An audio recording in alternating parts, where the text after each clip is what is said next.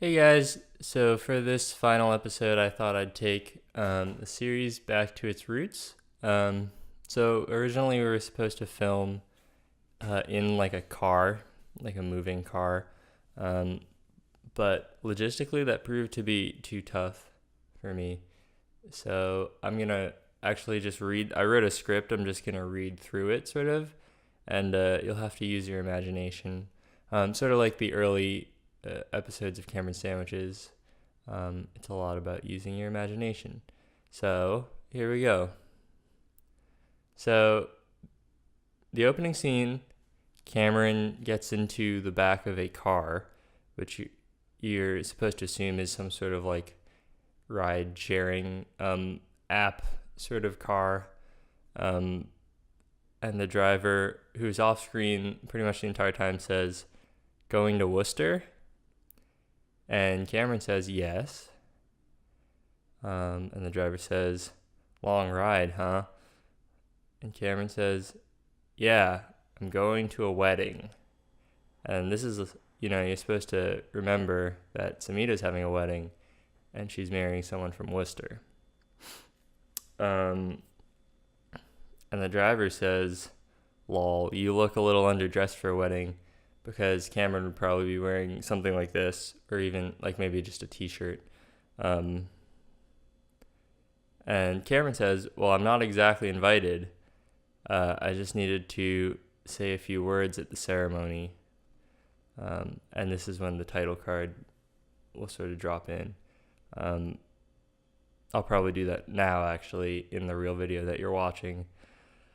Um, and this is supposed to emphasize, it's sort of dramatic, like, oh my God, what's he gonna say at this wedding? No one wants him there, you know. Uh,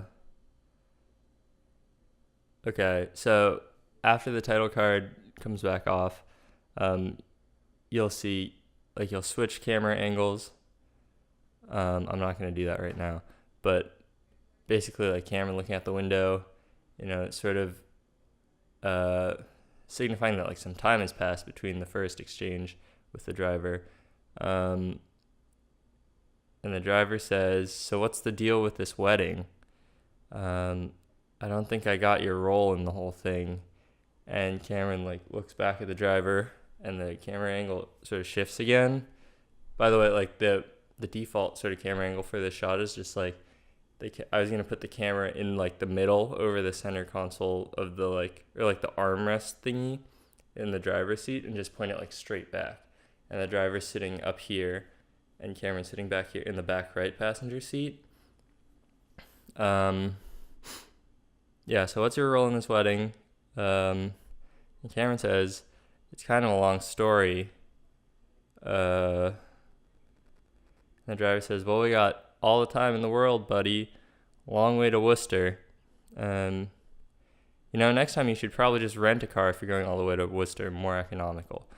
Right. So also this driver, if I were to get a voice actor for this driver, they would be doing like a sort of upbeat, like mid 60s Boston native sort of voice. So just imagine that. But he's right. I mean, or he or she is right. If you're going to Worcester, you probably shouldn't Uber. You should probably rent a car. And then Cameron says, "Thanks, I'll keep that in mind." Obviously his head's somewhere else right now. So the driver keeps pestering him, like, "Okay, well, back to the story. So you're not invited to this wedding. Does anyone know you're coming?" And Cameron shakes his head. And the driver says, "All right, well, will anyone be happy to see you there?"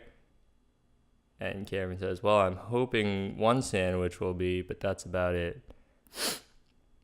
And who's that? The bride. So you realize that Cameron is going to try to woo Samita and wreck her wedding, I guess. Man, my throat hurts. Oof, good luck, buddy. And then there's a long pause. And the driver says, "Hey, you ever seen The Graduate?" And Cameron says, "No, I haven't." And the driver says, "Oh, you gotta watch it.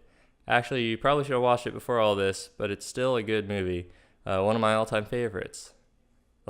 This whole thing reminds me of that movie. Very exciting. And he would say some like dumb quote from the movie, but he'd get it wrong like a little bit.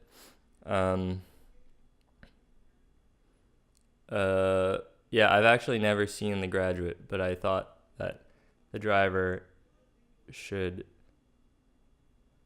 I mean, actually, I don't know if there's necessarily a reason for having the driver say this stuff. It might just be to fill time. But yeah, basically, or I guess like misquoting the movie shows, like it shows a little bit about the driver. Anyway,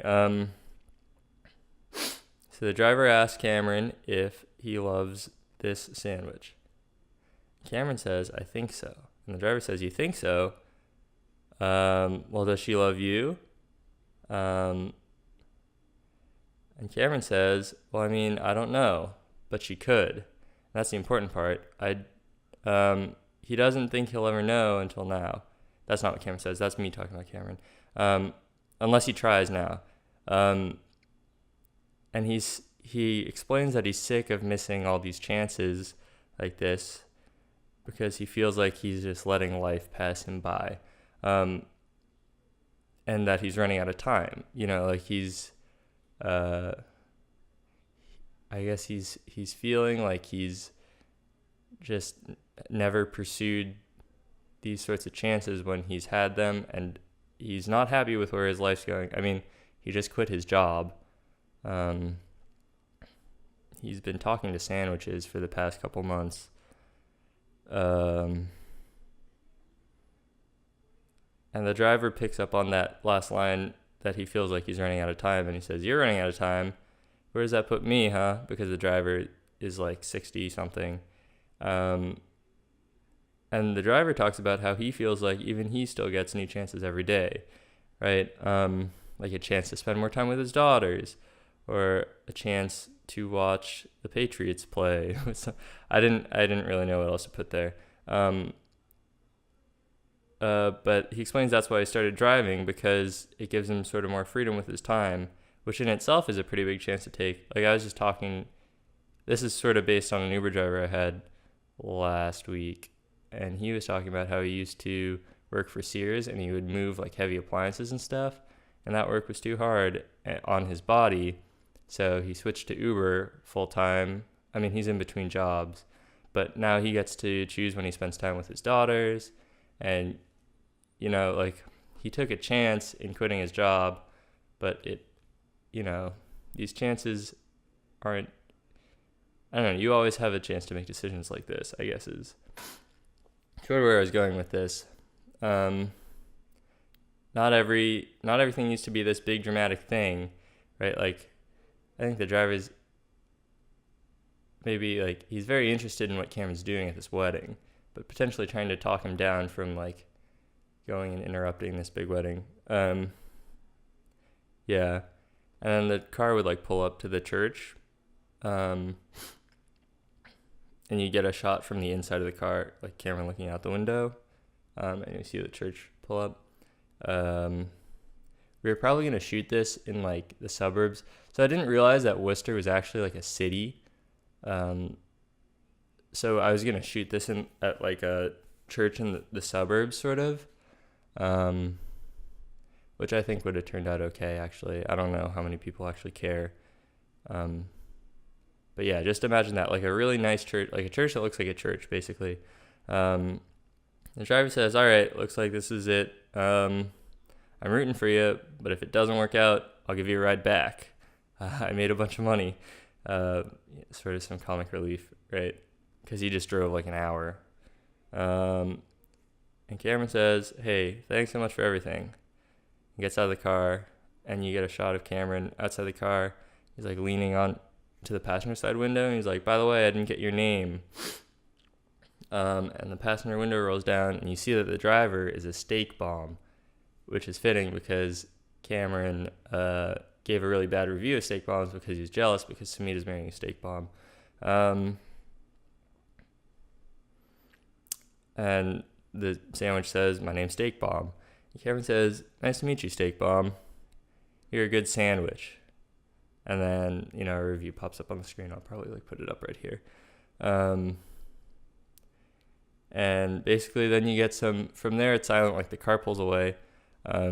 Cameron, you get a shot of Cameron looking at the church, sort of dramatic.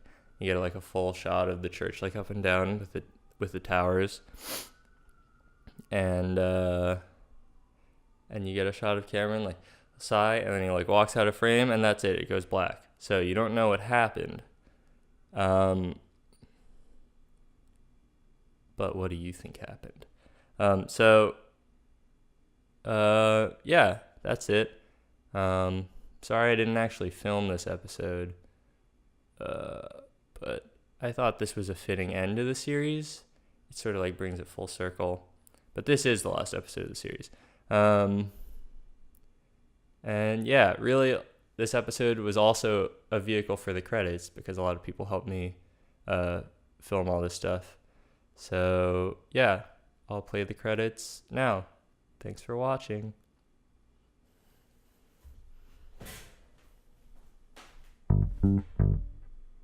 Ooh, yeah, I know, yeah, that it's taking me out. It's time to say, girl, yeah, I'm slow, yeah, so it's taking me out. It's time to say, girl, yeah, tiptoe, yeah, and I want to acknowledge my mistake, girl, yeah, oh, yeah, and I hope that you know it's not too late, girl.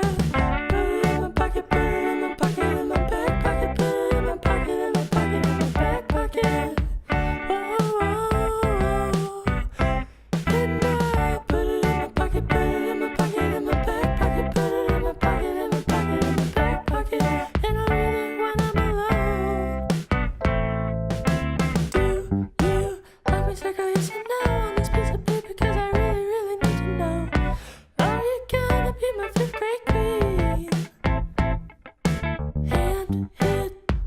Secondary, then I will know if you're gonna be my special flower. Ooh, girl, 'cause I need to know. I will put it in my pocket, put it in my pocket, in my back pocket, put it in my pocket, in my pocket, in my back pocket. And now put it in my pocket, put it in my pocket, in my back pocket, put it in my pocket, in my pocket, in my back pocket. And I need it when I'm alone. Will you kiss me on the playground? That's my bed I had to lay down and assess what I had seen. Then I had to write the words out, 'cause it took them out of my mouth. But it's hard for me to read out loud. Oh jeez, oh gosh. I know that it's taken me all this time to say, girl, I'm slow. So it's taken me all this time to say, girl, tiptoe. And I want to acknowledge my mistake, girl, I'm slow. So it's taken me all this time to say, girl, I know that it's taken me all this time to say, girl.